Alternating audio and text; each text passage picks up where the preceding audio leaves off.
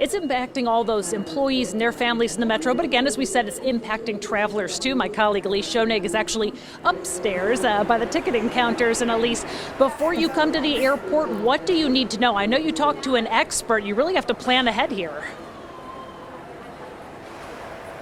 Yeah, Caitlin, hey from upstairs. So basically, before people even get here, they're going to want to consider things like trip insurance. They're going to want to know what all of their refund policies are. They're also going to want to do things like checking in on their flight status early and often, because once you get to the point of where these passengers are, the key is saving time and saving money.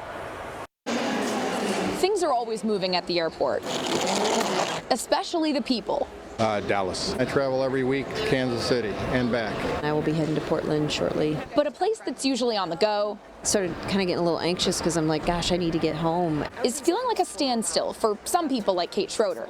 If there's any sort of mess around that, I don't want to get on a plane and get stuck somewhere. The FAA is reducing some flights at airports across the country. KCI isn't one of them, but almost all of the destinations airlines fly to and from KCI will be impacted.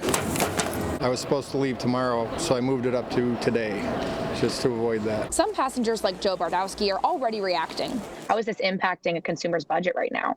Well, I think in a lot of ways. One is because I think there's going to be less airline seats available, we're likely to see prices rise, not greatly, but there'll be prices rise. Richard Aquino is the president of Ascendus Travel. He says your travel to-do list goes beyond the airport. That hotel that you have booked or that cruise, they might not be as flexible as an airline would be in this case. Passenger Charlie Matthews says it's a little bit of a headache. There's no little to this. It's a lot of a headache. Okay, make that a lot.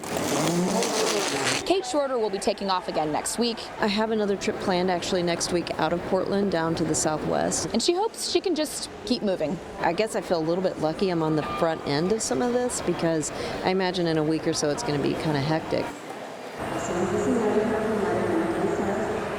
So several of those passengers I spoke to, including Kate, did tell me that they are considering things like trip insurance for their future travel. The expert I talked to did say, though, if you are going to book that trip insurance, to make sure that you check with the insurance company to see what is actually covered if you do end up having to change or cancel your travel altogether. Reporting live from the Kansas City International Airport, I'm Elise Schoenig, KCHB 41 News. Back to you, Caitlin.